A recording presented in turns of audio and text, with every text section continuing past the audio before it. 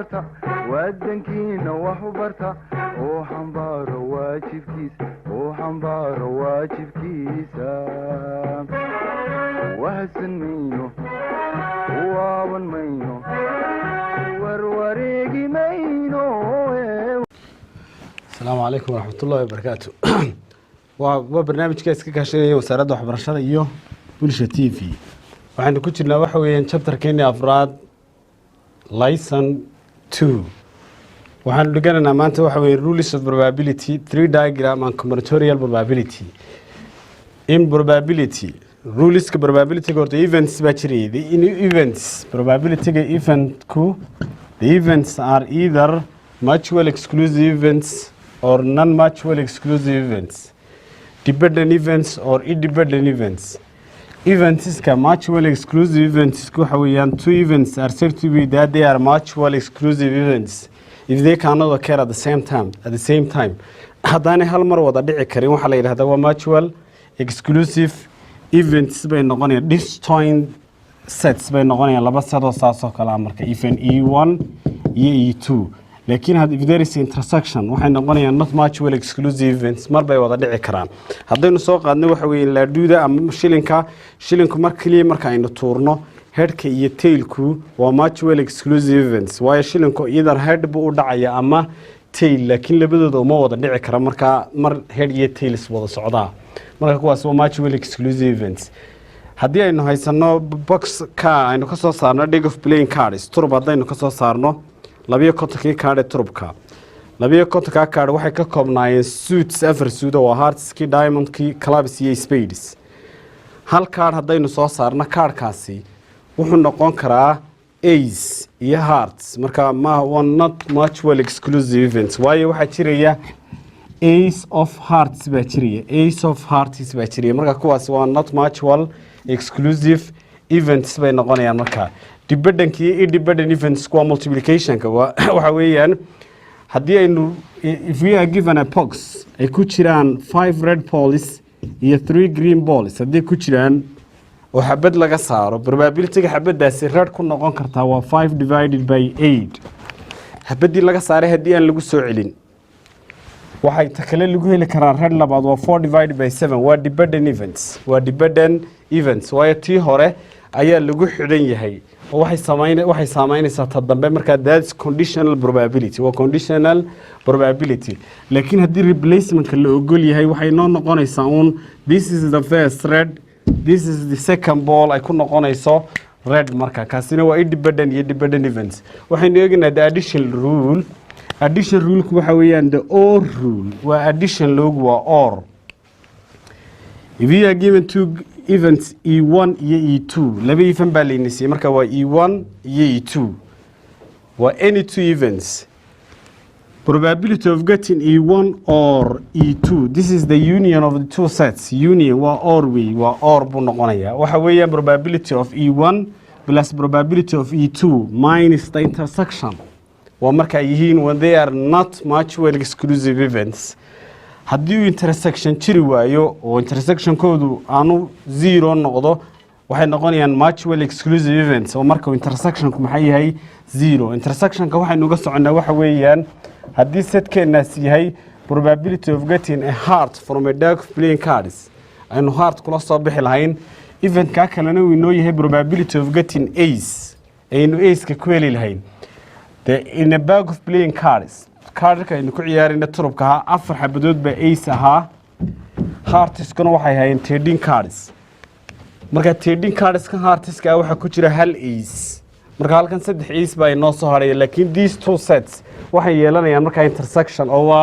waa maaha disjoint sets marka hadday sets ku yeeshaan intersection waxaa la odhanayaa waa not mutual exclusive events they can occur at the same time hal mar bay wada dhici karaan if the events are mutual exclusive events hadday dhacdooyinku noqdaan kuwa aan hal mar wada dhici karin intersection ka ayaa meesha ka baxaya oo 0 noqon doona marka this is the probability of getting E1 union E2 halkan waxaan ku haysanaa waa example keena ugu yaala page 214 ee buugga ah ayaynu eegaynaa example 1 waxa la ina weydiiyay waxa weeye find the probability of obtaining a 6 or a 4 in one roll of a die laadhuudii baa hal mar uun la roolgeliyey marka mar keliyun baa la wareejiyey waxaa la doonaya marka probability-ga ay ugu dhici karto 6 or 4 halkaa aan lama odhan karo waayo waxa 6 iyo 4 they are mutual exclusive events hal mar ma wada dhici karaan laadhuudu waxay u dhacaysaa ama dhinaca 4ka ah ama waxay u dhacaysaa dhinaca 6ka marka haddii aanay hal mar wada dhici karin waxaynu odhanaynaa these two events are mutual exclusive events bay noqonaysaa haddaynu u soo qaadanno solutionka markaynu ka jawaabayna number 1ka let probability-ga E1 inaynu u qaadanno probability of getting a 6 on a die probability-ga 6 lagu helo aynu u qaadanno this is probability of getting 6 baynu u qaadanaynaa P of E2 waa probability of getting the second event which is 4 taana aynu u qaadanay inuu yahay probability-ga laadhuuda lagu helo dhinaca 4ka probability of getting 4 waxa la inaga doonaya waxa weeyaan probability-ga the or rule waa union way they are mutual exclusive events hal mar ma wada dhici karaan marka waxaynu raacaynaa rule-keenii ahaa B E1 union E2 instead union you can use or waxaad isticmaali kartaa or markaynu or aragna probability-ga marka waa addition waad isku daraysaa weeyaan markastoo aynu isku darayna marka eventiska waxaynu garanaynaa those events waxay noqonayaan they cannot occur at the same time hal mar ma wada dhici karaan labadani it implies this equals probability of getting E1 plus probability of getting E2 intersection ma jiro there is no intersection elements waayo labadii event waxay noqdeen mutual exclusive events oo hal mar ma wada dhici karayaan probability E1 waxaynu u qaadanay inuu yahay probability of getting 6 on a die laadhuudu 6 dhinac bay leedahay 1 2 3 4 5 and 6 marka probability of getting 6 wuxuu noqonayaa inta 6 ee ay leedahay laadhuudu oo loo qaybiyay the number of sides ay laadhuudu leedahay marka imika imisa 6 baa meesha inoogu jira marka hal 6 baa ku jira marka probability of getting 6 waa 1 out of imisa dhinac bay laadhuudu lahayd marka 6 dhinac bay leedahay marka probability lagu helayo 6ku waa hal dhinac oo loo qaybiyay 6 marka halka dhinac wuxuu sheegayaa there is one side on a die marka uu yahay numberkeedu 6 ay ku qoran tahay probability of getting E2 waxa weeyaan ka aynu ku heli karno laadhuuda 4 in the same procedure waxaynu eegaynaa laadhuudu imisa dhinac ayay ku leedahay 4 marka laadhuudu hal dhinac un bay ku leedahay 4 imisa dhinacna way noo lahayd marka tan waa very die-geyni waa 6 sided die dibadna wuxuu noqonayaa 6 dhinac bay leedahay fraction kan aynu simplify garaynaynaa marka we can add waxa weeyaan same denominator xabad baynu qaadanaynaa hadduu hooseeyo isku mid noqdo sidii caadiga ahayd basically labada sarana waynu isku daraynaa waxay noo soo baxaya 1 divided by 3 marka labada event waxay ahaayeen mutual exclusive events the second one waa probability of getting a head or a tail in tossing a coin once shilinka marka hal mar la tuuro probability-ga lagu helayo head ama tail marka head iyo tail lama heli karo iyadu marka ma shaqaynayso waxa shaqaynaysa waa or macnaheedu waxa weeyaan one of them or both marka wateenani waxa weeyaan waa one of them way both ma noqon karto waayo headka iyo tailku they are mutual exclusive events markastaynu dhaha marka mutual exclusive events waxaynu uga jeednaa they cannot occur at the same time hal mar shilinku uma wada dhici karo head iyo tail marka processkii tan aynu ku shaqaynay ayuunbay la bixi doontaa E1na inay ku tahay probability-ga headka lagu helo E2na ay tahay probability-ga tailka dabeedna the same procedure baa taa iskugu dari doontaa oo tan hore ayuunbay la mid tahay sidaynu ka shaqayn doonaa marka haddii la yidhaahdo sidu waxa weeyaan a dice rolled laadhuudii baynu wareejinay markaa laadhuudii baynu ciyaarana waynu wareejinay hal mar oo keliya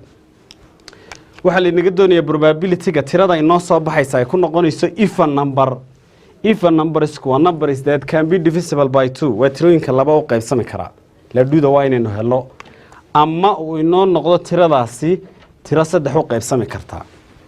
laba even baa meeshan inoo yaala labada even inoo yaala waxa weeyaan sida probability-ga E1 aanu dhaahna waxa weeyaan probability of getting an even number waa probability-ga even lagu helo laadhuuda marka la tuuro marka E2na aynu nidhaahna probability of getting a number which is divisible by 3 tiro 3 u qaybsami karta waa divisible by 3 waa tiro 3 u qaybsami karta haddaba imika waxaynu ka fikiraynaa labadan ifan ma dhici kartaa in marka aad laadhuudii wareejiso aad tiro hesho tiradaasi ay noqoto ifan at the same time-na ay noqonayso tiro saddex u qaybsami karta waynu eegaynaa markaa even numberska on a die tirooyinka laba u qaybsama waa 2ga 4ka iyo 6ka waxaanu haysanaa 2 4 6 waa taa hore weeyi even numberska numbers that can be divisible by 2 iyagana waxaanu haysanaa waxa weeyaan 3 iyo 6 there is an intersection element waxa jira hal number baa jira waa 6 weeyi marka laadhuudii aynu rool garayna haddii 6 inoogu dhacdo waxaynu garanaynaa tiradeenaasi inay tahay even number at the same time ay noqonayso number u qaybsamaya 3 marka tani maaha mutual exclusive events waa they can occur at the same time hal mar bay wada dhici karaan waxa looga socdaa macnaha waxaad heli kartaa laadhuuda tiro even number ah oo laba u qaybsami karto 6 ah at the same time tirada aad hesho waxay noqon kartaa number which is divisible by 3 marka waxaan raacaynaa rule-kii labaad oo lahaa probability of E or E2 marka or tan waa union-kii weeye wuxuu noqonayaa probability of E1 plus probability of E2 minus the probability of their intersection elements ku xabad weeye marka waa hal bay noqonaysaa waxaynu helaynaa marka even numbersku imsa dhinac baa laadhuuda even number baynu helnay waa 3 marka probability-gi waxa weeyaan 3 out of 6 plus numbers that can be divisible by 3 tirooyinka laadhuuda saddex u qaybsami karaa waa 2 iyo 3 marka laba dhinac uunbaa ah divisible by 3 minus tirada ay wadaagaan marka tiro ah even number at the same time ah divisible by 3 waa imisa number marka tirooyinka noqon kara even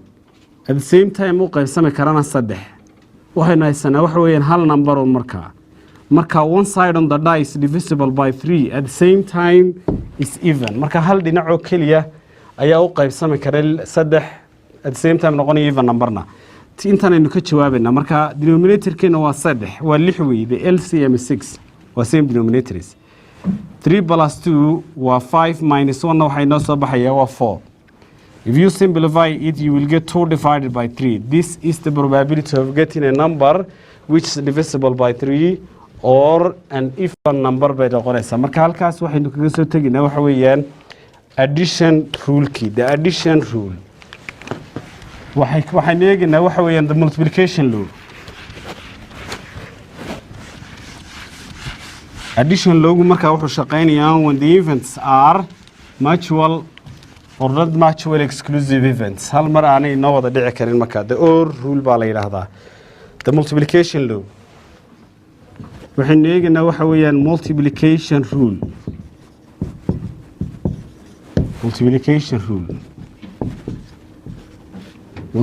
rule-ku waa and rule buu noqonaya the and law waa la isku dhufanaya weeye marka in multiplication law the events are either independent or dependent events markaynu joogno muxuu ahaa multiplicationka eventska waa dependent or independent events bay noqonayaan independent events waxaanu uga soconaa waxa weeyaan dependent events waxa weeyaan the occurring of one event affects the occurring of another event marka hal dhacdo ayaa saameynaysa dhacdo kale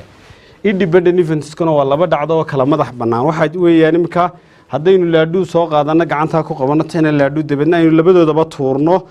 oo tani 6 u dhacdo macnaha qasab maaha tanina inay wixii wax lamid ah u dhacdo waxay doontaa u dhici kartaa they are independent events si kale haddaynu u dhigno ina boxkaas aynu haysanaa marka boxka waxa inoogu jira aynu eegno waxa boxka inoogu jira 5 red balls 5 kubadood oo casaan ah iyo waxa inoogu jira 3 blue balls saddexdaasina waa blue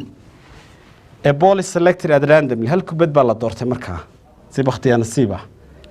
haddii markaa without replacing the first ball adiga oo aan ku soo celintii hore ayaad mid labaad la baxaysaa markaa haddii layna weydiiyo markaa probability-ga ay hore red ku noqon kartaa wuxuu noqonayaa number of red balls divided by the total number of balls waa red ballska oo loo qaybiyey totalka ballska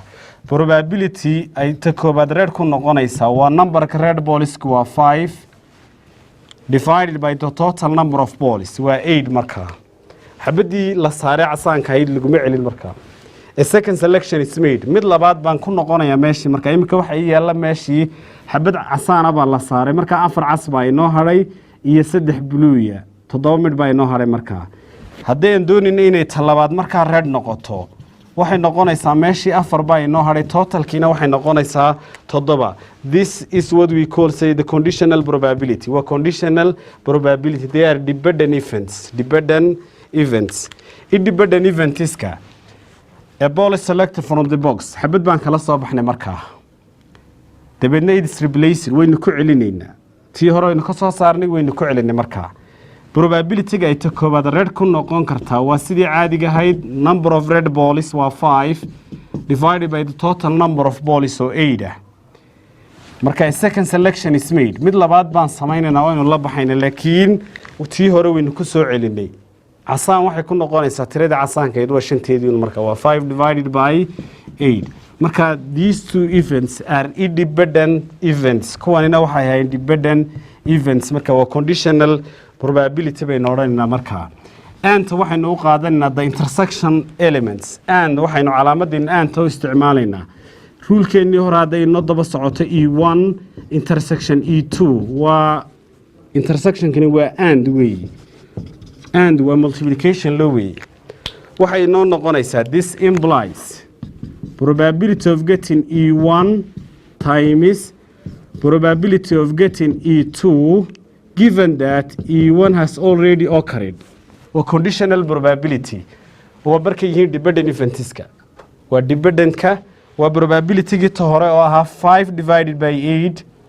times the second probability laakiin waa conditional E1 has already occurred E1 already way dhacdo xabad baa laga saaray weeye meesha dabeedna laguma soo celinayo marka this case events are dependent events bay noqonayaan marka waxa weeye laba dhacdo oo dependent ah in the case of independence hadday tahay marka independent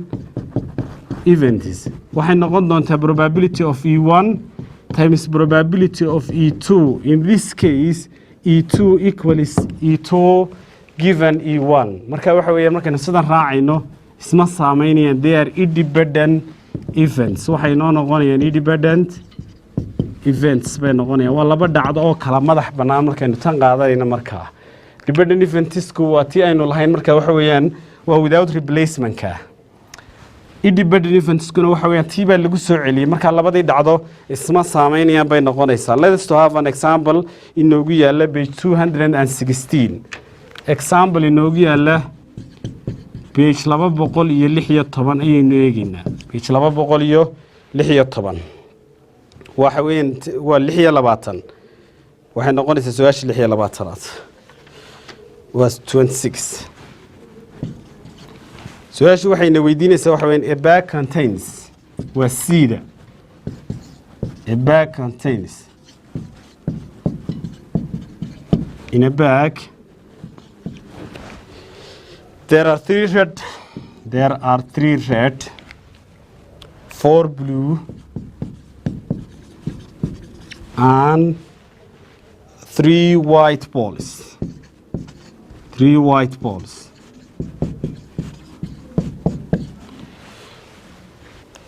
Three balls are drawn randomly. 3 balls are drawn, selected, picked from,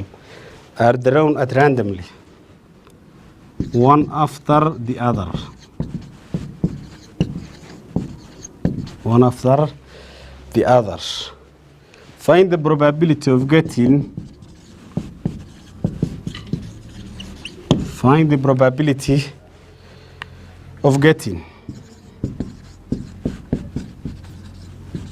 a red ball on the first,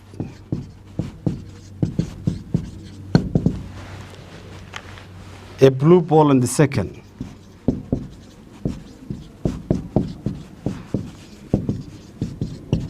a blue ball on the second, and finally a white ball on the third. A white ball on the third selection. If each ball is thrown, eed marka waxa weeye asks us if each ball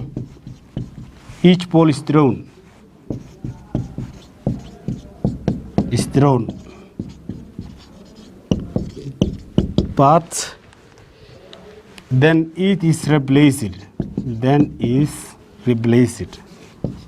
waa lagu celiyay marka way tii hore waa la baxay midii la baxba waa lagu celinaya way marka bidna waxay neele the ball is thrown without replacement the ball is are thrown without replacement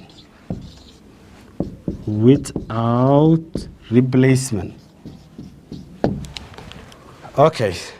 aynu tanna eegna marka hadii la su'aashan iyo waxay na weydiinayso in the bag there are 3 red 4 blue and 3 white balls meesha waxay noogu jira waxa weeyaan waxay noogu jira 3 red balls 4 blue balls and 3 white balls saddex kubadood baa la baxay marka saddexda kubadood ee la baxay waxa laga doonayaa probability ay ku noqonayso ta koobaad red ta labaad muxuu ahaa blue ta saddexaadna white laakiin eeda markaynu ka jawaabayno they are independent events because they are replaced waa lagu soo celiyay marka mar hadii lagu soo celinayo tiradiis ma dhimaso laakiin markan dambe waa without replacement waxa badu waa dependent bay noqon doontaa dabeedna mid kasta oo la saaraa meesha way ka go'aysaa case-keena koobaad waxa la inaga doonayaa probability of getting E1 intersection E2 intersection E3 intersection means and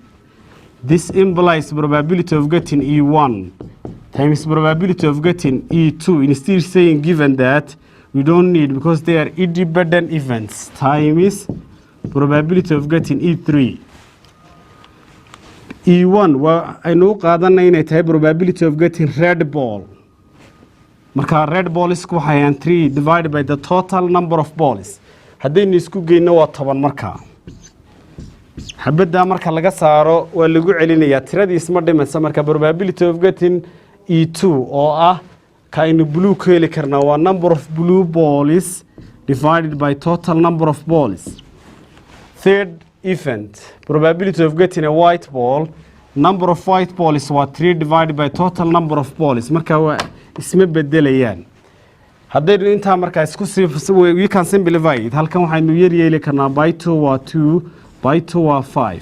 multiply the numerators at the same time multiply the denominators 3 times 2 times 6 waxay 2 times 3 waxay noo soo baxaya waxa weeyaan 18 divided by 10 times 5 waa 50 times 10 waxa weeyaan 500 this is the probability of getting first red second white third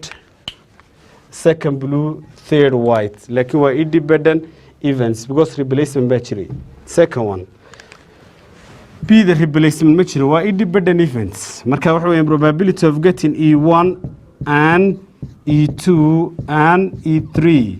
waxay noo noqonaysaa probability of getting E1 first selection probability of getting E2 given that E1 has already occurred E1 baa already aynu qaadanay mar horeba markaa tooray ku xidhan tahay times probability of getting E3 given that E1 and E2 has already occurred labadaasina horey u dhaceen marka way ka go'ayaan tiradii probability-ga aynu marka koobaad selection-ka dooranay ku noqonaysa red ball waa number of red balls 3 meesha waxay noogu jira 3 red ah iyo 10 totalkii oo isku 10 ah waa 3 divided by 10 hal casaana baa baxday marka hal kubad oo casaana ayaynu meesha ka saarnay waxa meeshii noogu hadhay waxay noqonayaan 2 casaan ah iyo 4 cad iyo 4 blue iyo 3 white ah marka imika midda labaad aynu qaadanayna waa inay noqoto blue waa tirada bluega oo loo qaybiyay total number of balls laakiin xabadan aynu ka saarnay casaankiihi ma saameynaysa tirada bluega 4 bay ahaanaysaa laakiin totalkii baa noqonaya 9 waayo xabada baxday marka hal kubad bay naga baxday tii saddexaad ee la doonaya waa inay white noqoto meesha imika waxa inoogu hadhay 2 red ah 3 blue iyo 3 maxayd white ah waxaan doonaynaa xabad white inaynu qaadano meesha ay inoogu jiraan imika waxa inoogu hadhay 8 mid 8 mid waxa weeyaan tan buluuga xabad baa laga saaray tan xabad baa laga saaray waa 2 iyo 3 waa 5 iyo 3dii white ka marka tirada baxday ee casaanka iyo buluugi ma saameynayaan tiradii white ka ahayd waxay noo ahanaysaa tirigeedii laakiin totalkii bay saameynayaan waayo waxay naga baxay laba mid baa baxay dibadna maxay noo soo hadhay 8 baa noo soo hadhay waynu si yar fududayn karnaa probability-ga markaa as much as we can labada waan isku qaybin karnaa by 3 waa 1 by 3 waa 3 4 kan iyo 10 kan waxaynu u qaybin karnaa xaggan 2 waa 2 xagganna waa 5 inta sare waan isku dhufanaynaa inta hoosena waan isku dhufanaynaa 3 times 2 times 1 waxa weeyaan 6 5 times 8 waa 40 times 3 waa 120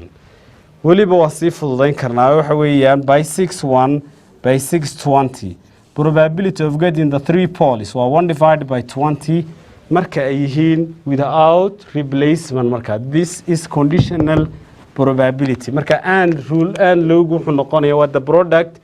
rule oo isku dhufasha ayaynu qaadanaa laakiin waxaynu eegaynaa ma dependent ba mise waa independent events inta badan waa lagu sheegaya oo wataa lagu yidhi replacement markuu replacementku jiro waxa weeyaan independent events marka without replacement yahayna waxaynu qaadanaa dependent events marka waxaasoo kale habaqinba waxa weeyaan xasuuso uun xabadii laga saaray inay ka go'ayso totalka markay different colors yihiin laakiin waxa dhici kara inay isku color noqdaan imika boxkeeni nooca ahaa haddii laynagu yidhaahdo laba kubadood baa lala baxay waa maxay probability-ga ay labaduba red ku noqonayaan haddii laynagu yidhaahdo laakiin without replacement waxaynu leenahay ta koobaad waxay red ku noqotaa 3 divided by totalkii ta labaad ee redka noqonaysaa meeshii casaankii labaa kuu hadhay dee totalkiina wuxuu noqonayaa markaas 9 markay same color yihiin labada dhinacba xabaddu way ka go'aysaa markaa laakiin markay different colors yihiin totalka ayuunba xabadda laga saaray ee aan lagu celin ka go'aysaa halkaa waxaynu ku soo koobinaa iyadana waa aan lowgii ama dependent iyo independent eventski or the multiplication law finally waxaynu eegi doonaa the three diagram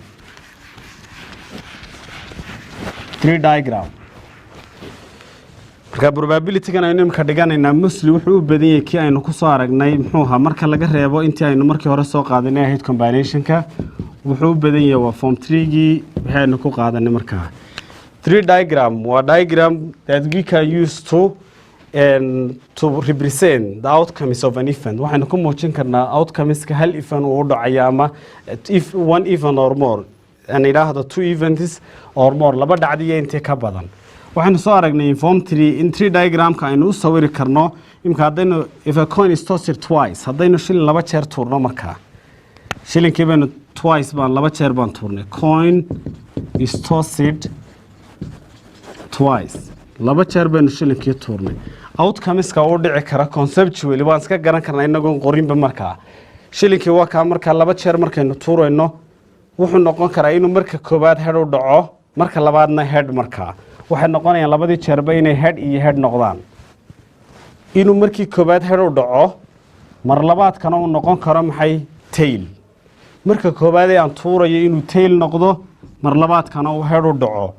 iyo inay labaduba tail noqdaan these are the outcomes of the coin which is tossed twice outcomes waa 4 way unbu shilinku u dhici karaa marka laba jeer la tuuro oo aynu ka fikirno de markaa waxyaabaha saasoo kale waxaynu ka fikir galnaa imka haddii laynagu yidhaahdo xaafad baa le laba caruura labadaa ciyaalihi possible outcomeska inagoon arag ay u dhici karaan baynu ayaynu ka fikeraynaa waxaynu odhan karnaa waxa weeyaan labaduba wiilal bay noqon karaan waa boy and boy laba wiil weeye kii hore wiila kii labaadna waa wiil waxaynu odhan karnaa ka koowaad baa wiila ka labaadna waa gabadh waxay noqon karaan gabadh iyo wiil gabadhaas soo horeyn karta wiilkuna uu dambeyn karaa ama laba gabdhood these 4 possible ways unbay combinationska ciyaalkaasi noqon karaan haddaba imika kan waxaynu ku muujin karnaa 3 diagram sida aynu 3 diagramka ugu muujinaynaa waa sidan waxaynu leenahay first tosska marka koowaad aynu tuurayno shilinka the first toss waa markii koowaad shilinku wuxuu u dhici karaa either head or tail waa marka koowaad weey waxa weeye shilinkii marka la tuuray uu saayahay cidima garanaysa wuxuu u dhici doono laakiin waxa la garanayo in shilinku marka la tuuro uu dhacayo head ama tail waxaynu odhanaynaa hadduu markii koowaad head u dhacay mar labaadka wuxuu noqon karaa head ama tail hadduu markii koowaad tail u dhacayna mar labaadka wuxuu noqonayaa head ama tail this is the second toss haddaynu outcomes ka qoraysan idhaahno the outcomes xaggana aynu ku qorano probability-ga headka iyo tailku they are equally likely waayo shilinku wuxuu ku leeyihiin hal dhinacna head buu ku leeyahay hal dhinacna tail marka they are equally likely ga waxay nooga jeednaa way isleeyihiin numberka headka iyo numberka tailku laakiin eventska aan hayn equally likely outcomeska waxaa ka mid ah imika haddii class ay ku jiraan 3 wiil iyo 2 gabdhood they are unequally likely waayo waxa weeyaan tirada wiilashu waxay ka badan tahay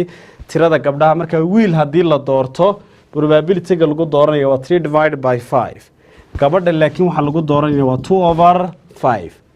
hadday tirada gabdhaha iyo wiilashu isleegaadaan they are equally likely marka waxa weeyaan waa 3 over 2 macnaha probability-ga way u siman yihiin waa 3 over 6 iyo 3 over 6 waa half outcomeska marka xaggan aynu ku qorinaa shilinka marka headka probability-ga lagu heli jiray wuxuu inoo ahaan jiray half tailkuna waa half macnaha labada dhinac ee shilinka hal dhinac baa head ah hal dhinacna waa tail meel kasta oo head yaala half baynu ku qorinaa tailkana sidoo kale half baynu ku qorinaa outcomeskeenu waa maxay head iyo head inay labaduba laba head noqdaan head iyo tail inuu head ku soo horeeyo tailna dambeeyo tail iyo head finally tail iyo tail probability-gooda aad qoran kartaa oo waxaad isku dhufanaysaa waa and weey waa isku dhufasho half times half kan kalena wuxuu noqonayaa un half times half kanina waa half times half finally half times half if we ask her to find the probability of getting 2 heads probability-ga lagu doonayo laba head lagu heli kara laba head da waa intan weeye 1 over 4 1 over 2 times 1 over 2 or 1 over 4 waxa layna weydiin karaa waa maxay probability-ga lagu heli kara 2 tails waa labadan baan isku dhufanaa waa half times half probability-ga aynu ku heli karna first head and second tail waa kanu noqon doonaa marka isaguna 3 diagramka formkan aynu u sawirayna marka isaga dabeedna eventskeenu outcomeskeenu qoran karnaa these are the probability okay halkaas ayaynu kusoo koobi doonaa intaynu casharkeena ku xiga aynu ku kulmayno examples badan more examples waxaad ka heli kartaa buugga adigoo page 218 up to 219 3 diagramka oo si fudud u qoran baad ka helaysaa assalaamu calaykum waraxmatullaahi wabarakaatu wadankiina wax u barta wadankiina wax u barta oo xambaaro waajibkiisa wahsan mayno waaban mayno warware